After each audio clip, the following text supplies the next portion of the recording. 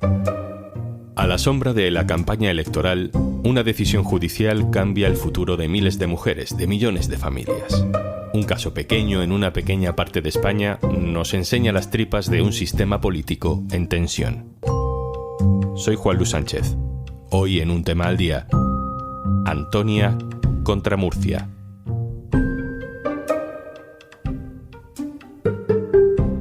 Una cosa antes de empezar. Hola, soy Juanjo de Podimo, otra vez por aquí. Si todavía no has probado nuestra app, te regalamos 60 días para que puedas escuchar un montón de podcasts y audiolibros. Y algunos hasta puedes verlos en vídeo, para que no solo los disfrutes escuchando. Entra en podimo.es/aldía, descarga Podimo, regístrate y consigue tus 2 meses gratis. El caso de Antonia Correa tiene interés humano, como cualquier caso en el que un derecho queda vulnerado y eso produce dolor, produce rabia. Pero el caso de Antonia Correa contra la Comunidad de Murcia también tiene interés político y casi define un sistema. Porque nos habla de cómo pueden tensarse las cuerdas de la separación de poderes en un momento, en un año electoral, en el que todo está en duda. Por un lado, la ley. Por otro lado, la aplicación de la ley. Y por último, la justicia. 3 criterios y una historia en el centro, la de Antonia Correa. Antonia, hola. Hola. Vamos a contar lo que te ocurrió paso a paso para entender por qué estamos ante un caso probablemente de consecuencias importantes a largo plazo. En 2014 te quedas embarazada. ¿Cuándo os comunican que algo en tu embarazo no va bien? Pues en la revisión de las 20 semanas, el médico que había pues empieza a hacer gestos raros. Nosotros ya pensamos que estaba pasando algo, no nos dicen nada, llama a otro médico, entonces ahí es cuando nosotros damos cuenta de que algo pasa. Le preguntamos al médico que si pasaba algo y lo único que nos dice es que mi cuerpo tiene mucha grasa, que parece que no tiene agenesia del cuerpo calloso, pero que como no estaban seguros, que me daban cita a las 24 semanas. Y nada más.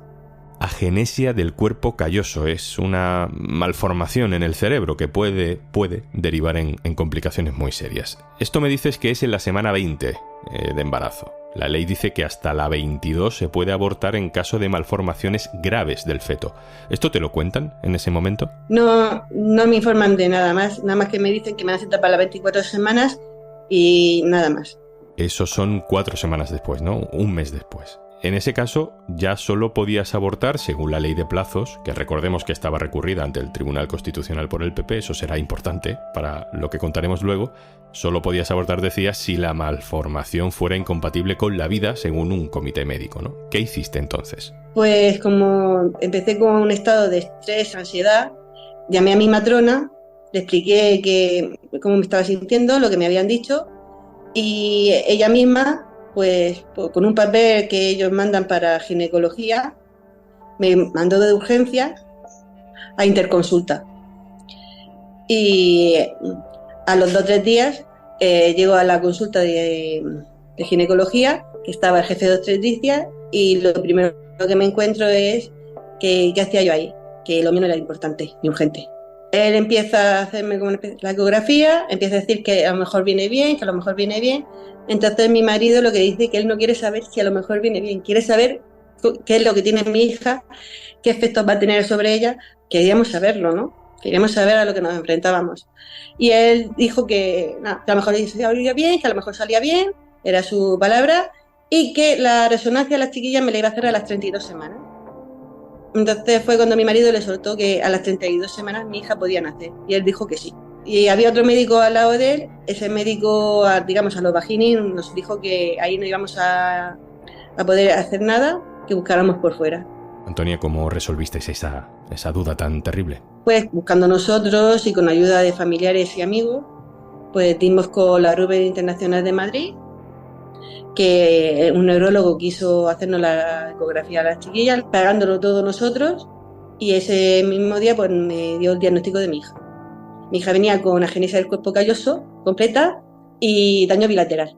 Y nos explicó que era el 90% mal con lo que se veía y luego aparte estaba lo que no se veía.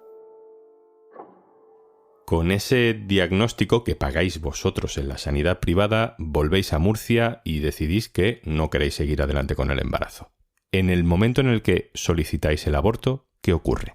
Pues vamos para allá, le decimos que has decidido interrumpir el embarazo y él, con muy mala gana y muy mala cara, nos tira los papeles, ahí decía que ahí los tenemos, firmamos y a las 26 semanas me llaman por teléfono el comité ético. Me dicen que me han concedido la interrupción del embarazo, que tengo que irme para Madrid a la clínica del Bosque, me dicen que tengo que estar allí a las 11 de la mañana el sábado 29 de noviembre y el día 1 de diciembre, que será cuando se interrumpa el embarazo, a las 9 de la mañana. Me dan la dirección, ya todo lo demás me lo tengo que buscar yo sola. Antonia aborta en la semana 28, 2 meses después de la ecografía donde se detectan los problemas. Ya estaba en el 7º mes de embarazo. Y para colmo, Antonia, tienes que hacerlo en Madrid porque el sistema murciano dice que no se hace cargo, que te derivan a una clínica de Madrid, que tienes que pagarte tú el alojamiento y el viaje a 400 kilómetros de tu casa. Toda esta historia de cómo el sistema público de salud te ignora, te oculta un problema y cuando ya no les queda otra, te mandan a Madrid. Decides denunciarlo en 2017, ¿no? Y el Tribunal Superior de Justicia de Murcia al principio le da la razón a los médicos que te atienden. Pero tú decides seguir, llegas al Constitucional y ahora es cuando te han dado la razón. ¿Qué sensación te deja la sentencia? Pues estoy muy contenta, tengo mucha alegría y sobre todo el ver que he podido conseguir que nadie vuelva a pasar lo que yo he pasado. Eso es lo que más me llevo de esta sentencia, que no vuelva a pasar una mujer lo que yo he pasado, porque yo he tenido mucha depresión, mi familia lo ha pasado muy mal y ese maltrato que yo sentí no se lo quiero que lo pase nadie más. Por eso denuncié y es un paso que he hecho que para mí es muy importante, porque he conseguido algo para mí muy importante, que nadie vuelva a pasar lo que yo he pasado. Antonia Correa, muchas gracias por compartir con nosotros esta historia. Gracias a vosotros. Si estuviéramos en Estados Unidos, este caso sería bautizado, como decíamos al principio, como Antonia Correa contra la Comunidad de Murcia, ¿no? Sería visto como un punto de inflexión para que las mujeres exijan a sus administraciones que respondan ante sus derechos. Vamos a explicar mejor la importancia de todo esto con Alberto Pozas, compañero especializado en asuntos judiciales del diario.es. Hola, Alberto. Hola, ¿qué tal? ¿Cómo resumimos esa sentencia del Constitucional que dice que lo de Murcia con Antonia no puede volver a ocurrir? Bueno, por ahora conocemos una pequeña nota informativa, pero en líneas generales dice que el Servicio Murciano de Salud, el Servicio Público de Salud de la región de Murcia, vulneró los derechos fundamentales de esta mujer. Lo hizo porque, aunque su supuesto estaba en la lista de supuestos legales para interrumpir el embarazo, pues no se le ofreció ninguna alternativa. La única que se le ofreció fue irse a 400 kilómetros de su casa, no solamente para interrumpir el embarazo, sino para hacer varias pruebas clave por el camino y claro, eso dice el Tribunal Constitucional que atenta contra un derecho fundamental que es clave cuando hablamos del aborto, que es la integridad física y moral de la mujer. La consecuencia, bueno, tenemos que esperar a ver la sentencia completa y a ver cómo la ejecutan en Murcia, los tribunales de la región de Murcia, pero en definitiva la sanidad murciana tiene que indemnizar a esta mujer. No sabemos con cuánto, pero sí sabemos que frente a lo que dijeron los tribunales de Murcia, de que la derivación estuvo perfectamente hecha porque ningún médico de la región de Murcia quiso interrumpir el embarazo, frente a eso dice el Tribunal Constitucional que prevalece su derecho a la integridad física y que hay que indemnizar. Hay que decir que el caso de Antonia no es ninguna excepción. Hay muchas mujeres que no pueden abortar en su provincia, en su comunidad, porque son todo puertas cerradas. Según los datos del Ministerio de Sanidad, solo en 2021, más de 4.000 mujeres fueron obligadas a desplazarse de su provincia para poder abortar. En sus centros médicos públicos de referencia, el que tenían más cerca, se negaban. Alberto, el de Antonia es uno de esos casos donde en vez de haber una objeción de conciencia de un médico, hay una objeción de conciencia ilegal de todo un sistema público de salud, gobernado, por cierto, durante todos estos años por el Partido Popular. Bueno, efectivamente en este caso existió una objeción, vamos a decir, encubierta porque ninguno lo planteó por los canales legales, por escrito, explicando las razones, pero el caso es que ningún médico quiso interrumpir el embarazo. ¿Habría sido distinto el resultado? Yo creo que no. Yo creo que se habría llegado al mismo resultado, a establecer que se había vulnerado el derecho fundamental de esta mujer a la integridad física, por no permitirle abortar en la sanidad pública, pero por otro camino, porque también la ley, en definitiva, reconoce el derecho de las mujeres a que se pueda interrumpir el embarazo en la sanidad pública, aunque haya objeción de conciencia. Entonces, incluso a través de una objeción de conciencia masiva de todos los médicos, que parece un poco loco, de la región de Murcia, aún así el Servicio Público Murciano de Salud tendría que haberle facilitado ese servicio. Entonces, si el problema hubiera sido ese, creo que por otro camino, por otros razonamientos y mirando otros aspectos de la ley del aborto de 2010 y la modificación actual, se habría llegado al mismo resultado, que es que hay que indemnizar a esta mujer porque no se le ha permitido abortar en la sanidad pública. Decíamos al principio que este caso nos enseña bien las tripas del sistema, ¿no? El grado de tensión al que puede llegar la separación de poderes, porque tenemos una ley de 2010 que blinda la decisión de mujeres como Antonia, tenemos el poder legislativo ahí, tenemos un gobierno en Murcia que fomenta un sistema en el que esa ley no se aplica, en este caso, poder ejecutivo, y tenemos a un poder judicial que ha sido clave porque el nuevo Tribunal Constitucional, que ya no está bloqueado irregularmente por la mayoría conservadora, es el que rechaza aquel recurso del PP contra la ley y además eso acaba desencadenando decisiones como la del caso de Antonia, ¿no?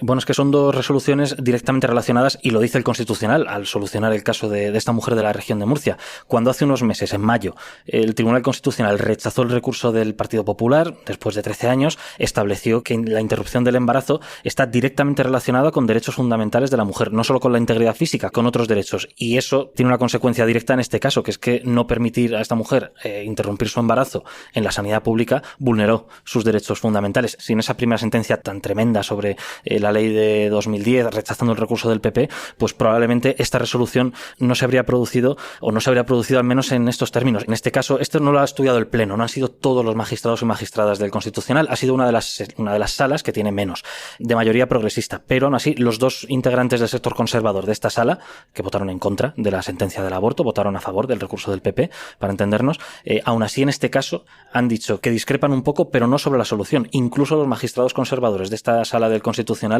habían votado a favor de indemnizar a esta mujer, aunque sea con otros argumentos, y eso es muy significativo.